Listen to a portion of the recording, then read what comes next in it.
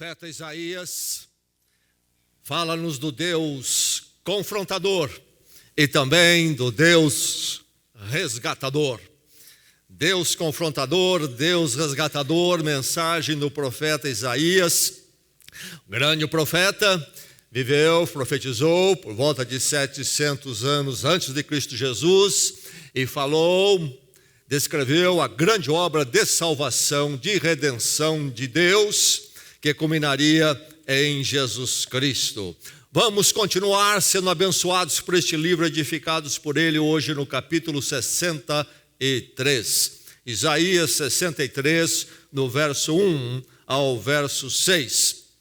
A porção da palavra de Deus que o encontra nesta manhã para edificá-lo e levá-lo para mais perto de Deus e levá-lo a avançar com passos mais firmes no rumo da eternidade com o Senhor.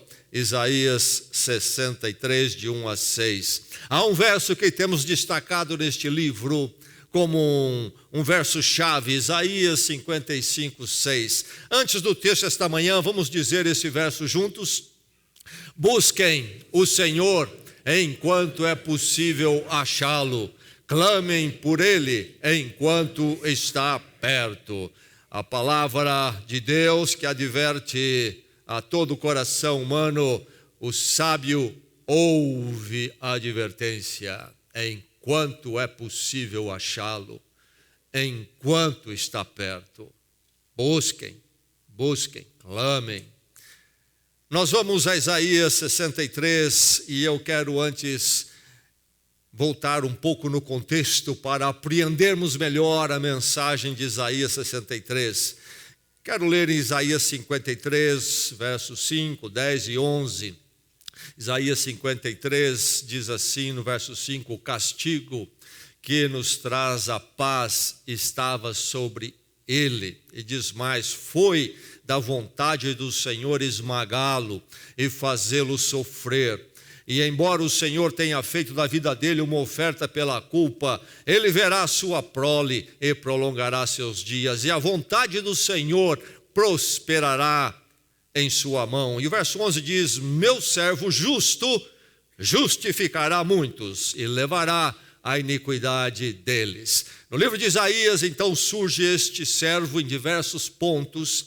E aqui nesse capítulo, esse servo que aparece como servo glorioso, surge nesse capítulo como servo sofredor, mas sofre por uma razão e um motivo muito necessário e muito claro. O castigo que nos traz a paz estava sobre ele.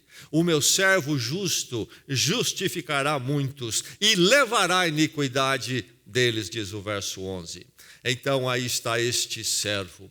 E vai surgir em Isaías este outro personagem que é um enviado, é um ungido e enviado. E nós vemos no capítulo 61. E dificilmente podemos separá-lo do servo que aparece em outros momentos, inclusive na forma do sofredor, no capítulo 53. Em 61, de 1 a 2, diz assim: o servo falando: o Espírito do soberano, o Senhor, está sobre mim, porque o Senhor ungiu-me, enviou-me para anunciar liberdade aos cativos e libertação das trevas aos prisioneiros, para proclamar o ano da bondade do Senhor e o dia da vingança do nosso Deus. Me ungiu, me enviou para anunciar liberdade aos cativos, para proclamar o ano da bondade do Senhor e o dia da vingança do nosso Deus. Isaías 63, de 1 a 6, nós temos o texto que continua a falar deste servo, deste enviado ungido. Ouçamos a palavra, recebamos a palavra com mente aberta e coração aberto. Que a palavra edifique esta igreja nesta manhã, edifique a cada um que aqui chegou. Ouça. Quem é aquele que vem de Edom, que vem de Bosra, com roupas tingidas de vermelho? Quem é aquele que, num manto de esplendor, avança a passos largos na grandeza da sua força? Sou eu que falo com retidão, poderoso para salvar. Por que tuas roupas estão vermelhas como as de quem pisa uvas no lagar? Sozinho pisei uvas no lagar das nações, ninguém esteve comigo. Eu as pisoteei na minha ira e as pisei na minha indignação. O sangue delas respingou na minha roupa e eu manchei toda a minha veste. Pois o dia da vingança estava no meu coração e chegou o ano da minha redenção. Olhei e não havia ninguém para ajudar-me, mostrei assombro, e não havia ninguém para apoiar-me. Por isso, o meu braço me ajudou, e a minha ira deu-me apoio. Na minha ira pisoteei as nações, na minha indignação eu as embebedei, e derramei na terra o sangue delas. O verso 1, mais uma vez: quem é aquele que vem de Edom, que vem de Bósra com roupas tingidas de vermelho? Quem é aquele que num manto de esplendor avança a passos largos na grandeza da sua força? Sou eu que falo com retidão, poderoso para salvar. Verso 3: sozinho pisei uvas no lagar das nações, ninguém esteve comigo. Eu as pisoteei na minha ira e as pisei na minha indignação. Verso 4: pois o dia da vingança estava no meu coração e chegou o ano da minha redenção. Ouvimos a palavra de Deus. Intervenção decisiva. Muitas dessas intervenções aconteceram na história humana e talvez na particularidade da sua história. Na história humana, poderíamos lembrar das bombas atômicas lançadas sobre Hiroshima e Nagasaki, no Japão, nos dias 6 e 9 de agosto de 1945. Depois de anos de guerra, 55 milhões mais ou menos de pessoas mortas, havia ainda uma luta final contra o Japão, que iria se prolongar por muito tempo, porque determinado era o Império Japonês a prevalecer e a não se render, um princípio de honra deles. Há essa decisão de se lançar essas bombas pela discussão, certo, errado, foi o melhor caminho, não foi. O fato é que foi uma intervenção decisiva e ali terminou realmente a Segunda Guerra Mundial. Uma decisão, uma ação, duas bombas que foi terminante, definitiva, foi categórica essa ação, uma ação decisiva. Vivemos num mundo onde o mal está presente. Quem é que negaria o mal? Alguns podem negá-lo, mas negam contra todo bom senso e o senso comum. Eu e você vemos o mal dia dentro e dia fora, e mais particularmente, lamentavelmente, vemos o mal em nós também. Vemos o mal de forma terrível na sociedade, olhamos e ficamos estarrecidos. Momentos, por exemplo, como nessa semana, um rapaz lá nos Estados Unidos entra numa escola e mata gratuitamente 20 pessoas, 22. E olhamos isso com estarrecidos, como pode isso acontecer?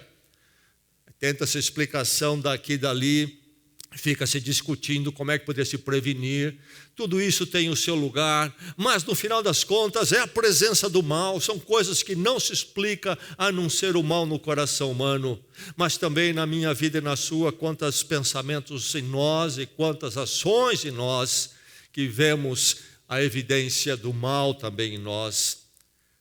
A verdade é que o mal é uma realidade terrível e que torna a existência humana num absurdo e algo sem nexo. Para que a história da humanidade e a história da minha vida, da sua em particular, tenha um nexo, tenha um sentido, é preciso haver a erradicação do mal. É preciso haver uma intervenção onde isso tudo suma, ou então não haverá sentido nunca para a nossa existência, para a existência da humanidade, para a sua existência em particular. E a verdade é que por mais que se discuta aí a questão de Deus não existir, e até quem sabe o mal não existir, o clamor no espírito humano está presente, e todo esforço é feito para se segurar o mal, ainda que o neguem, porque ele é um aguilhão na nossa existência. A dor tremenda é o que arrebenta com todo o sentido do nosso viver, cada momento. Enfim, nós clamamos por esse sentido, precisa haver uma solução para o mal, mas nós não vemos, o mal prevalece, o mal continua, pessoas vêm, pessoas vão, e o mal está agindo na humanidade coletivamente, individualmente. Pessoas, inclusive de ação terrível, partem deste mundo sem realmente receberem a justiça que mereceriam, e isso nos deixa estarrecidos, indignados. Será que não há um sentido? Será que não há uma intervenção decisiva para a qual possamos olhar e dizer a nossa existência, a nossa história tem um sentido? Um filósofo que lidou com isto no passado foi Immanuel Kant, falecido em 1804. Um pensador profundo, escreveu muitos livros, e o que ele escreveu e propôs moldou, é uma das fontes que moldou a forma de se pensar nos nossos dias. O que está aí na mentalidade, a forma de ver as coisas, deve-se muito a este homem, Immanuel Kant. Mas ele escreveu um livro chamado A Crítica da Razão Prática, e ele trata neste livro sobre a questão moral, o bem e o mal, o certo e o errado. E o pensamento dele pode ser resumido em algumas colocações, uma sequência de pensamentos ou propostas lógicas. Primeiro, para a moralidade fazer sentido, discute ser muito certo e errado. O que é isso? Para isso fazer sentido, a moralidade, tem que haver uma justiça plena e final. E ele continua: nós mortais e falíveis não podemos realizar a justiça plena e final. E mais, então deve haver um ser supernatural que pode realizar a justiça plena e final. E ele conclui: para a moralidade então fazer sentido, Deus deve existir. O pensamento de Kant é um pensamento discutido na academia, nas universidades, muitas teses, inclusive sobre este livro. A sequência lógica, essa construção lógica dele sobrevive ou não, há todo tipo de debate, obras escritas sobre isso, pelo sim, pelo não. O fato é que não podemos discordar que se não há alguém capaz de trazer uma intervenção decisiva em relação ao mal, nós sobramos com o quê? Sobramos com um anseio que não é cumprido, e o anseio que, não sendo cumprido, reduz a nossa existência ao absurdo. O mal tem a última palavra e ele prevalecerá eternamente. E nós estamos entregues a isto. Então, uma história terrível, onde o mal prevalece, não faz sentido. A verdade é que nós lutamos com isso e pedimos a intervenção decisiva. E quem é que pode fazê-la? Kant diz, e não podemos discordar, se é que será possível, essa intervenção decisiva em relação ao mal terá que vir de um ser supernatural, não terá como vir da força e do poder humano, nem coletivamente, nem de uma pessoa individualmente. o mal. Mas o mal é espiritual, o mal não é físico. Por isso o mal é comum aos seres espirituais. Criaturas que Deus criou sabem do mal. O mal não está na cadeira, não está na porta, não está na parede da casa. Há essas crenças, mas isto é um equívoco e não é bíblico, não é cristão. O mal está naquilo que a Bíblia chama do coração humano, está na dimensão espiritual do ser humano. No mundo, aí é que habita o mal. O mal está em nossas intenções, em nossas formulações, em nossos arrazoados. Aí é que habita o mal. O mal é humano. E o mal, então, se manifesta coletivamente, se manifesta em indivíduos. E a Bíblia diz que se manifesta em todos os indivíduos, inclusive em você, inclusive em seu filhinho e filhinha que você tanto gosta.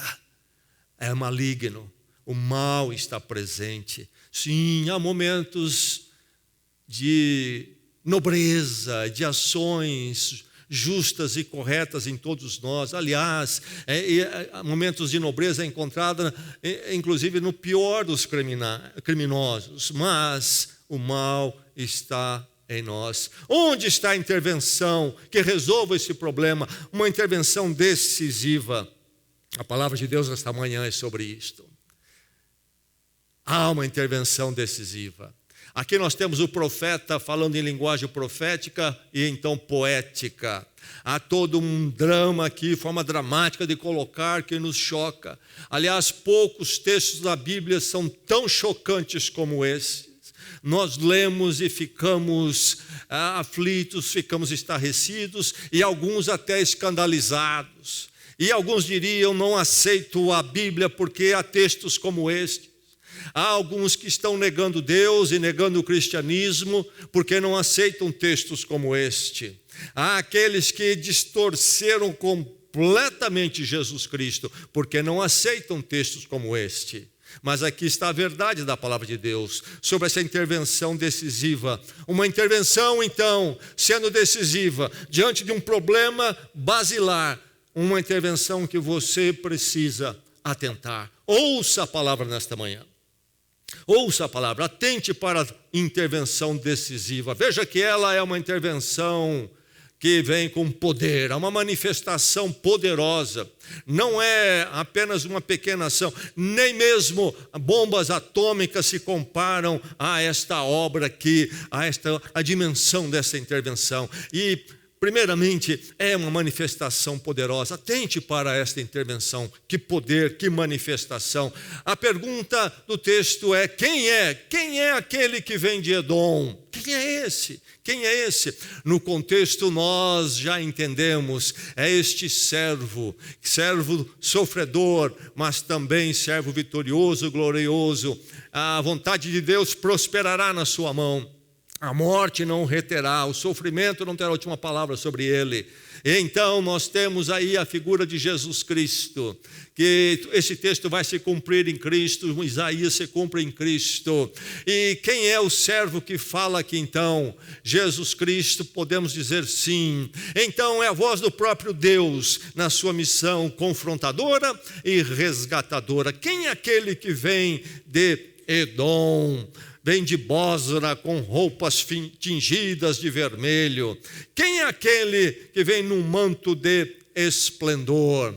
E aí então a resposta vem. Mas note aqui que as perguntas já nos dão uma ideia deste poder, desta manifestação poderosa.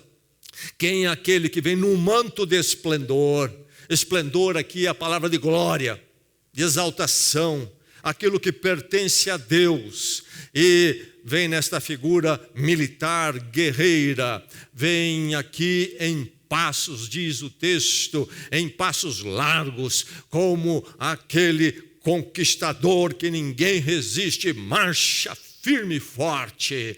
Então, é este que vem nesse esplendor irresistível, é este que vem. Quem é, senão Deus em seu poder?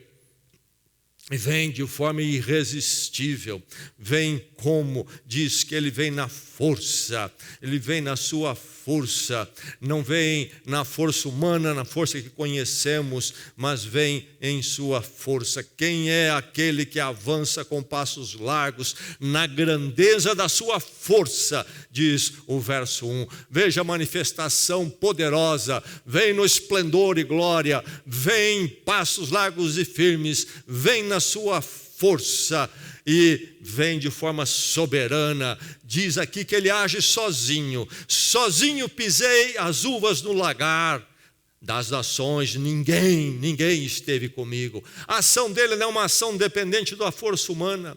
Aliás, o ser humano, inclusive, olha a causa de Deus e dá as costas para Deus, nega Deus, não quer nada com Deus. Enfim, ele executa essa intervenção pelo seu próprio poder.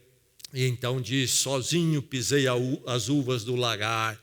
E aí está uma figura, uma metáfora. O lagar é o lugar onde as uvas são colocadas e são amassadas para produzir o vinho. Na antiguidade isso era feito com os pés. E em alguns lugares, na Europa, até hoje, assim é feito, porque entende-se que é uma forma bem artesanal. Então é colocado num tanque as uvas, é o lagar, e ali se pisa e pisa até que elas se esmaguem totalmente. O pé humano vira uma amassadeira, e depois então de bem amassada a uva vai ser colocada para fermentar. Então eu pisei o lagar, mas a figura aqui da uva é esta figura da cor parecida com sangue. E esse pisar do lagar, então, a metáfora para o quê? Para a justiça executada numa guerra onde o sangue corre. É necessário o sangue correr.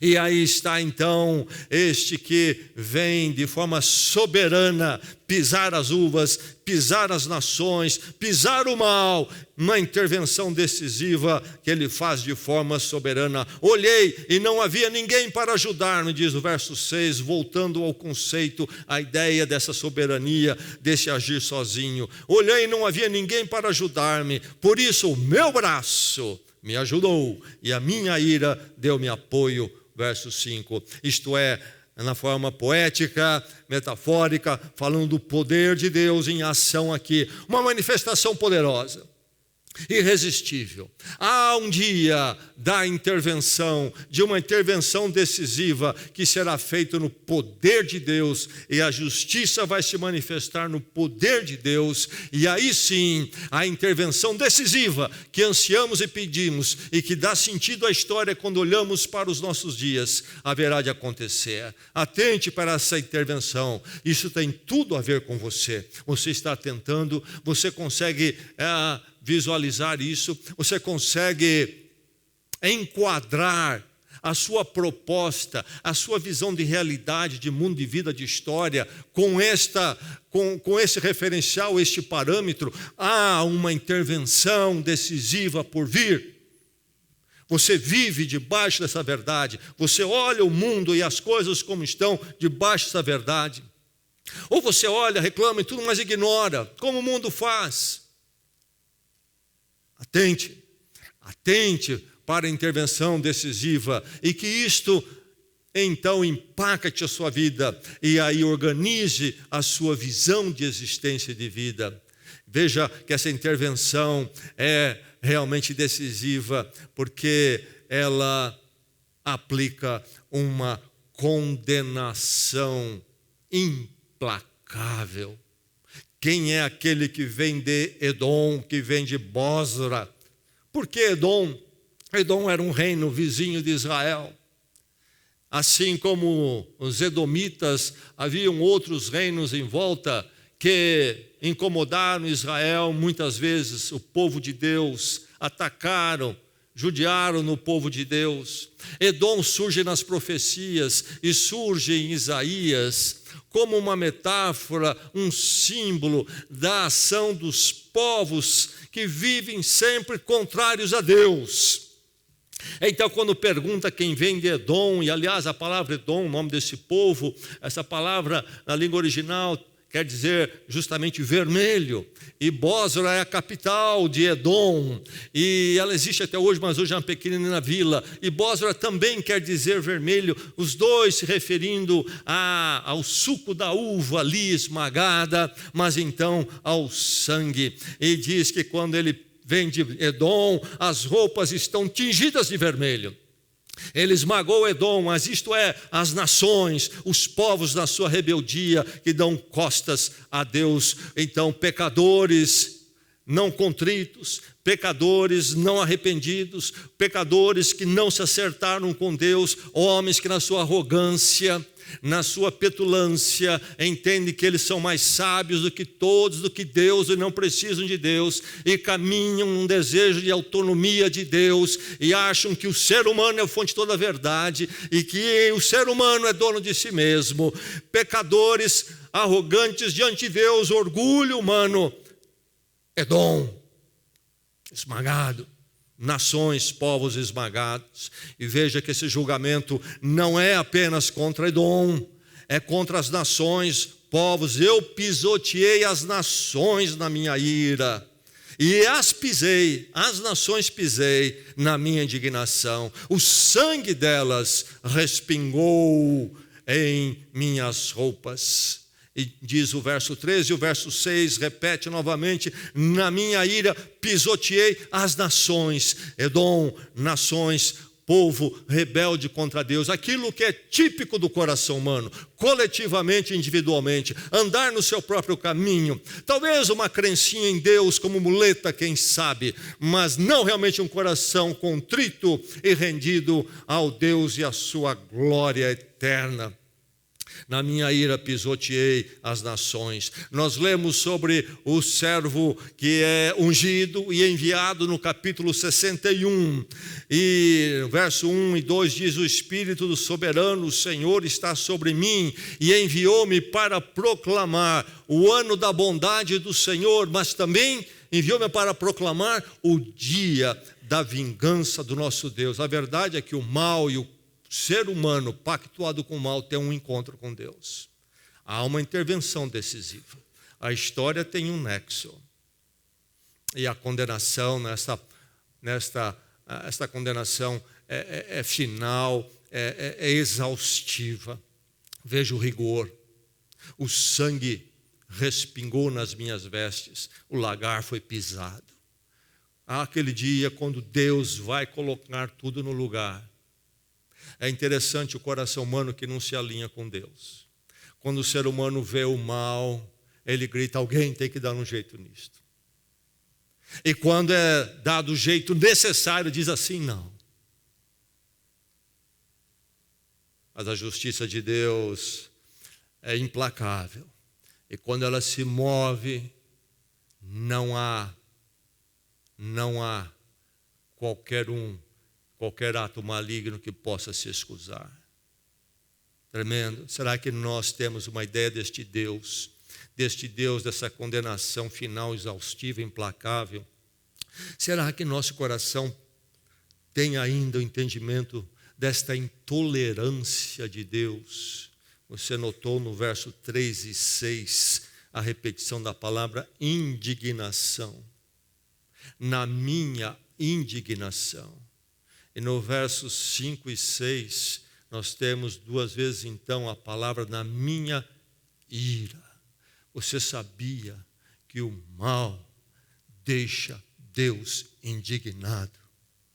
Você tem na sua consciência de que o mal que nós vemos à nossa volta, que há no nosso coração, é algo que é alvo da ira de Deus. Não do jeitinho e da manobra, mas da ira.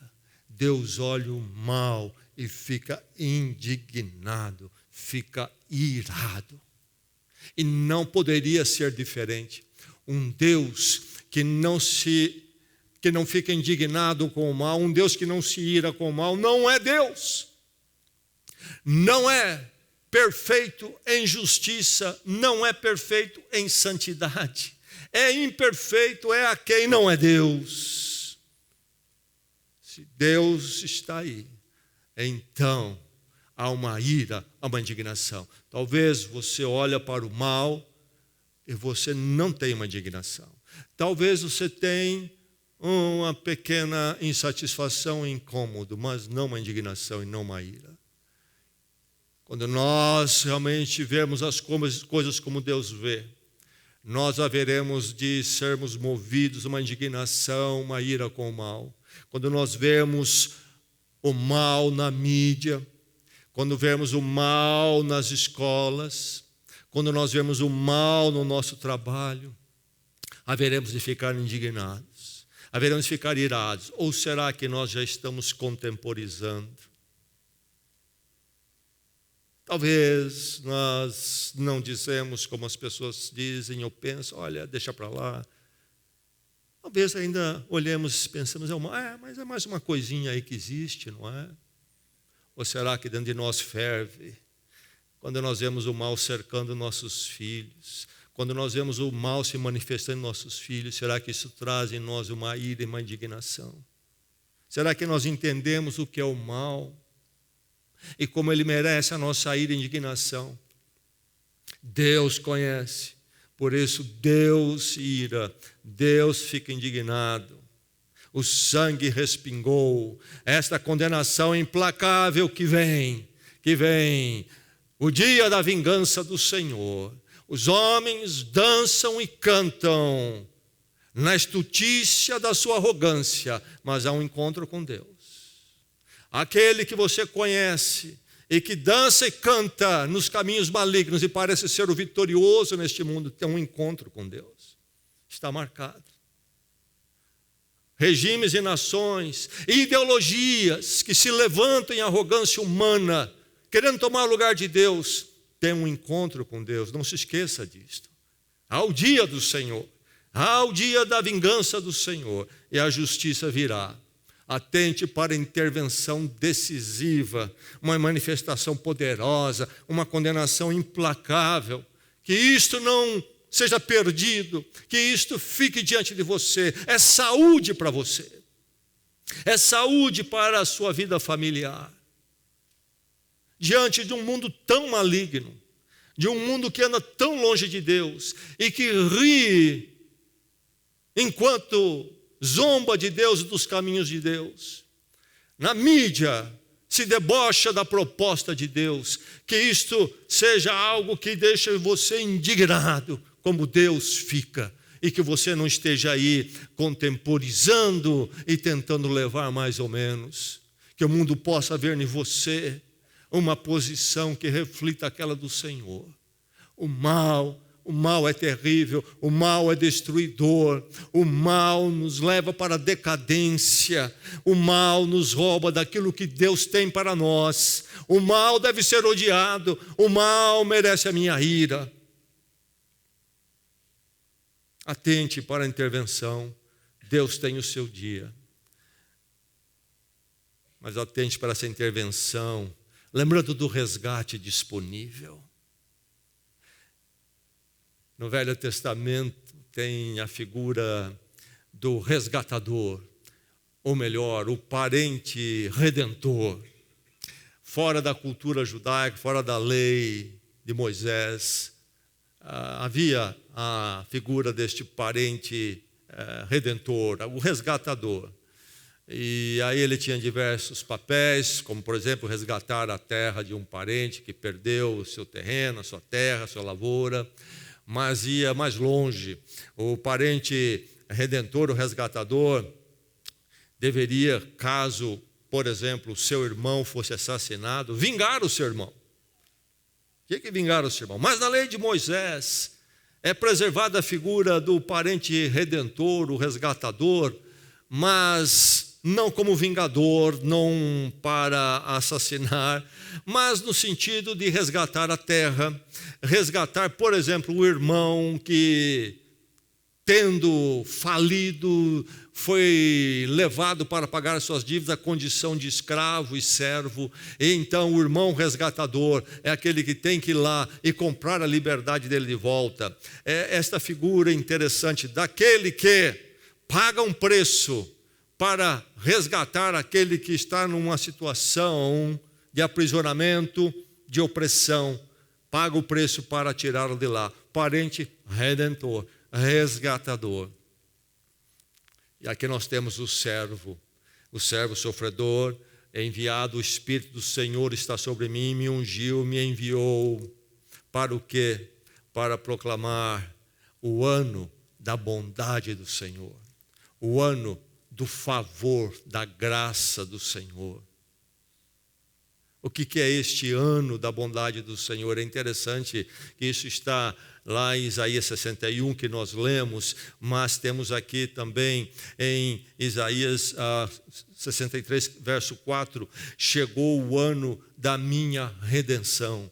O ano da minha redenção. Esse negócio de ano aí também nos remete ao Velho Testamento, a lei de Moisés, no mesmo capítulo que fala do parente resgatador. Levíticos 25 também fala do ano do jubileu. Cada 50 anos deveria se celebrar o ano do jubileu na terra de Israel. E no ano do jubileu, quando chegasse o ano, deveriam trombetas soarem por toda a terra. Chegou o ano do jubileu, seria o ano do descanso. Não deveria se plantar, a terra deveria descansar, e mais deveria acontecer o resgate de todo aquele que caiu numa situação de opressão e perda. É o ano então de zerar e recomeçar de novo na nação. Uma tremenda ideia, tremenda ideia. E este é o ano então do jubileu. E quando fala em ano aqui, é sobre isso que está falando. Discute-se, debate-se se em Israel realmente se celebrou verdadeiramente um ano do jubileu na sua história. Mas se não celebrou, o Senhor vai celebrar e vai trazer. Aliás, Ele trouxe. Isaías 53, nós lemos sobre o servo na condição de sofredor. O castigo que nos traz a paz estava sobre Ele. Ele levou a nossa iniquidade. Na cruz, o Senhor Jesus Cristo pagou o resgate. Ele é o nosso parente redentor. Ele é o nosso resgatador da nossa escravidão do mal, da nossa condenação diante dessa intervenção decisiva, poderosa, dessa condenação implacável. Jesus Cristo, Deus, o servo sofredor em Cristo, pagou o preço do resgate. Por isso, eu e você temos o resgate disponível diante dessa intervenção decisiva. Louvado seja o Senhor. Tremendo resgate, tremendo preço.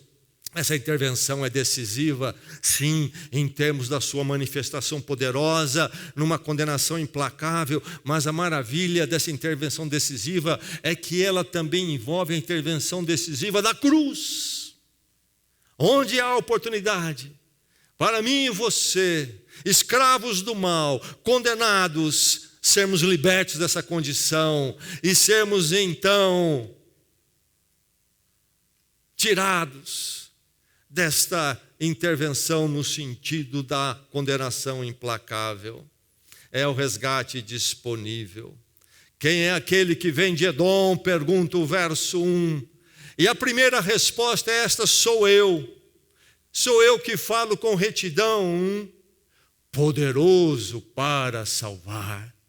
Em seguida ele vai dizer sobre pisar o lagar, o sangue das nações respingar nele. Mas antes disso, ele diz: sou eu aquele que é poderoso para salvar. O mal lhe domina todo ser humano. Se você prestar atenção, você vai observar que é uma verdade isto. Você precisa ser resgatado. E esse é aquele que é poderoso para salvar. É o parente que realmente pode lhe resgatar. E ele já pagou o preço. E o preço da cruz, o castigo que nos traz a paz, estava sobre ele. Ele é um resgatador capaz, ele tem condições, ele pode resgatar, ele podia pagar o preço e pagou. Por isso ele fala: o ano da minha redenção. E sou poderoso para salvar. Ele pode, ninguém mais pode, nenhum outro ser humano pode, nenhum vulto do cristianismo pode, nenhuma ideologia pode, só ele pode. Ele tem a redenção, é a minha redenção, diz ele. Essa oportunidade maravilhosa. maravilhosa, do resgate disponível. Atente para a intervenção decisiva. É hora de sair das garras da condenação, do mal, da destruição, da decadência, daquilo que perturba, denigre o ser humano e caminhar para o reino da luz pelo resgate em Jesus Cristo. Mas, diante desse resgate disponível ainda, quando o ano da bondade acontece, lembre-se bem das duas verdades e das duas possibilidades. Quando nós lemos em Isaías 61, o verso 2, aquele que é ungido e enviado para proclamar, ele vem para proclamar o ano da bondade do Senhor, o ano da bondade do Senhor. E de forma paralela, no verso 4 aqui do capítulo 63, temos ele falando do ano da redenção, a mesma ideia. Bondade, o favor, aquilo que não merecemos é feito por nós. Redenção, alguém que pode, nós não podemos, ele paga, tira dele o preço para a nossa libertação. O ano da bondade, o ano da redenção, está aqui, chegou, está diante de nós, mas o dia da vingança também permanece em pé. Deus, verdadeiramente amoroso, Deus é amor. Deus que em amor age em graça, age em resgate. Mas esse Deus é Deus porque Ele é perfeito e equilibrado em seus atributos. Ele também é justo. E Ele tem uma intervenção decisiva, com poder, uma manifestação poderosa e condenação implacável. Ele tem o dia da vingança, o dia da justiça. Não se esqueça disto. A oportunidade do resgate disponível é limitada, porque é graça, é misericórdia, não é direito. De direito já está estabelecido. Intervenção decisiva, condenação implacável. Se você quer direito, já está determinado por direito. Você é culpado, a humanidade é culpada. E a justiça vem. Porque ela tarda na misericórdia, não pense que ela não vem. Por isso faz sentido a vida. Justiça está feita, justiça será feita. O que eu e você precisamos não é de justiça, é de misericórdia, é de graça, é de favor que não merecemos, é de resgate, porque nós não podemos pagar, precisamos de alguém pagar por nós. Alguém que pode pagar. E Ele pagou, louvado seja o Senhor. Mas não se esqueça que a oportunidade é limitada. O ano expira. O ano há de terminar. O ano da bondade. Sobrará o dia da vingança, o dia da justiça. Não brinque com Deus. O apóstolo Paulo, escrevendo aos Gálatas, às igrejas da região da Galácia, no fim, já no capítulo 6, ele diz: de Deus não se zomba. Aquilo que o homem semear, há de colher. Não se esqueça disso. Deus não é o seu cachorrinho quentinho. De Deus não se zomba. A humanidade zomba de Deus hoje. Mas há o dia da justiça e da vingança. Não se esqueça. O seu parente, o seu amigo, zomba de Deus. De forma verbal, direta ou indireta. Mas de Deus não se zomba. Aquilo que o homem semear, há de colher. Meu irmão, minha irmã, e você que nos visita, nunca deixe essa verdade sair de diante de você, porque será saúde para você. Não perca isso de vista.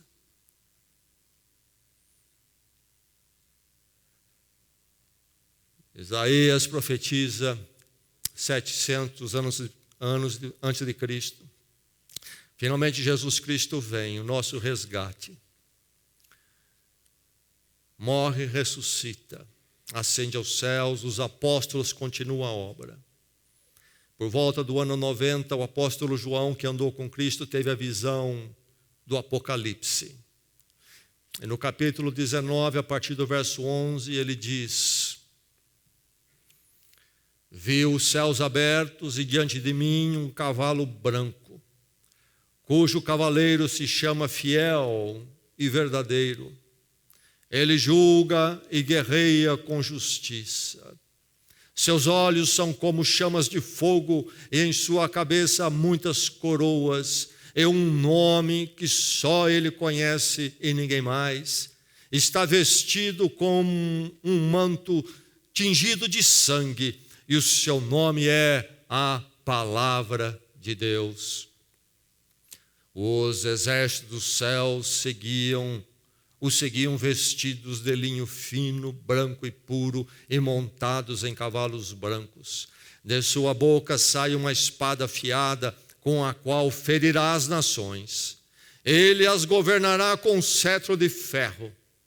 Ele pisa o lagar do vinho do furor da ira do Deus Todo-Poderoso. Em seu manto e em sua coxa está escrito este nome: Rei dos reis, Senhor dos senhores.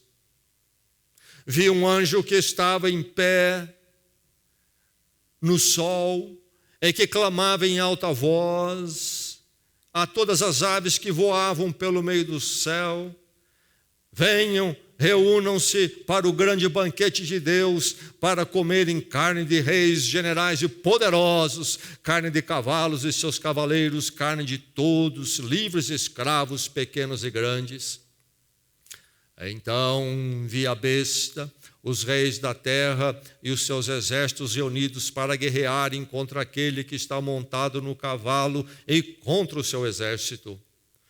Mas a besta foi presa e com ela o falso profeta que havia realizado os sinais miraculosos em nome dela, com os quais ele havia enganado os que receberam a marca da besta. Os dois foram lançados vivos no lago de fogo que arde com enxofre. Os demais foram mortos com a espada que saía da boca daquele que está montado no cavalo. E todas as aves se fartaram com a carne deles. Novamente uma linguagem poética, e certamente não expressa aquilo que haveremos de ver e que há de acontecer numa realidade diferente.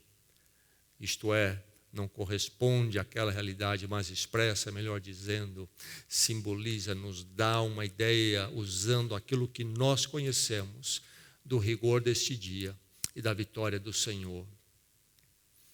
Handel escreveu o hino Aleluia, ou a cantar Aleluia, a peça musical baseada num texto aqui: Rei dos reis e Senhor dos senhores. O dia chegará quando todo joelho se dobrará e toda língua confessará. Alguns em alegria, em júbilo, porque já reconheceram isso em suas vidas durante o ano da bondade, o ano da redenção.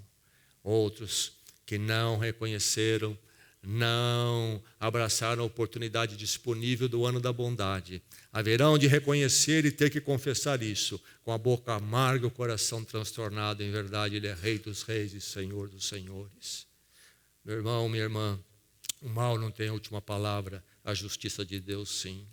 O mal está na humanidade, está naquele que está ao seu lado, está naquele que trabalha com você, com aquele que está talvez na sua família, com todos, está em você também.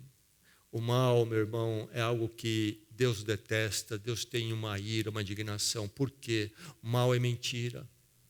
Nega a verdade, por exemplo, a verdade que Deus existe, que Ele é a glória que move a nossa vida e dá direção à nossa vida, que Ele é eterno. E por isso é a mentira para nós mesmos, coloca a nossa vida na mentira e nos leva ao quê? O mal nos leva à destruição, nos leva à decadência, como a humanidade está decadente. O mal, sendo essa destruição, essa decadência, o mal é o que tira a paz do ser humano, perturba o interior meu e seu e de quem está ao seu lado. E como o ser humano está perturbado, aí fica querendo explicar com racionalizações humanistas. A verdade é que há um desacerto com Deus, há uma falta de Deus, o mal tomou conta, nega-se Deus, e a destruição vem, a decadência vem, e a perturbação interior vem, há um vazio, há uma culpa que nada remove, e temos isto e temos aquilo, e fazemos isto e fazemos aquilo, e aí então finalmente temos que apelar para drogas e paliativos, porque a perturbação interior é enorme, corramos para terapias, porque não aguentamos o nosso interior. O mal, destruição e decadência, Deus odeia, porque o mal danifica nós, danifica a família, danifica o matrimônio. Aí está a família detonada nos nossos dias, matrimônio detonado. O que é isto, senão o mal? Isto que vem ao ser humano porque ele não quer nada com Deus. O mal perturba o nosso interior, perturba a família, perturba o matrimônio, perturba os nossos filhos e os leva também à decadência e ao comportamento errado. E o mal perturba a nação sempre injusta. O mal é terrível. Deus não quer nada com o mal. Deus quer para você e para mim a vida com Ele de edificação e de paz e de sentido. Por isso, Ele ainda oferece a mim e a você o ano da bondade em Jesus Cristo, o nosso resgatador. Que você possa, nesta manhã, poder dizer: Ele é meu resgatador, entreguei minha vida a Ele. A historinha diz que o rapaz, já no fim dessa adolescência, começou a se tornar um delinquente. Entrou na juventude dessa forma. Foi apanhado uma vez pela lei e foi levado à justiça. Julgamento, audiência. Mas o seu pai, um homem de muitos recursos, contratou um advogado, o melhor, muito hábil, pagou caro. O advogado interviu e o rapaz não foi levado à cadeia. Passado mais algum tempo, o rapaz, continuando a sua vida torta, delinquente, foi novamente levado à justiça. Novamente o pai pagou o advogado. O advogado agiu e o livrou novamente da cadeia. Terceira vez o rapaz é levado a julgamento, vida torta. Outra vez o advogado, pago pelo pai, intervém e o tira daquela situação. Ele não é levado à cadeia, mas agora já está famoso na sua cidade, que não era muito grande, resolve sair da sua cidade. Vai para uma cidade maior e lá vive o mesmo estilo de vida, caminhos tortos e errados, diz a historinha. Finalmente ele é apanhado também lá, mas agora não mais contando com o pai, nem com o advogado que o pai bancava. Ele precisa do advogado dado pelo Estado. E agora ele vai ser levado a julgamento. E ele está temeroso e preocupado. Ele conhece bem a sua história, as outras experiências, lidar com a justiça, como ele teve a melhor defesa que podia ter, e agora ele não tem. E ele vai para o julgamento, cabisbaixo, triste, sem esperança. Fui apanhado de forma feia agora. E ele entra na sala do tribunal, diz a historinha. E é colocado então ali no seu lugar, na sua cadeira para audiência. E ele levanta os olhos, e ele vê o juiz, e quando ele vê o juiz, ele sorri, um sorriso aberto, e até dá um tchauzinho para o juiz. Diz a historinha que o juiz, agora anos depois, é aquele advogado que o defendeu tantas vezes. O advogado decidiu mudar de direção na sua vida jurídica e foi para a magistratura. E agora estava naquele lugar. E quando ele vê o juiz, o advogado que o livrou tantas vezes, não podia deixar de sorrir. Mais uma vez, me safei. Mas, para a surpresa dele, depois de tudo corrido, o juiz vem com uma pena pesada e o condena. na oportunidade de questionar, ele diz ao juiz: você me livrou tantas vezes. O juiz diz: eu era advogado, eu era o seu intercessor, eu era o seu mediador. Hoje, eu sou o seu juiz. Ainda há tempo para nos encontrarmos com o intercessor, o mediador, o resgatador. Mas não se esqueça que ele também é juiz. E haveremos de vê-lo ainda no seu cavalo branco e poderoso. Rei dos reis, Senhor dos senhores. Oremos.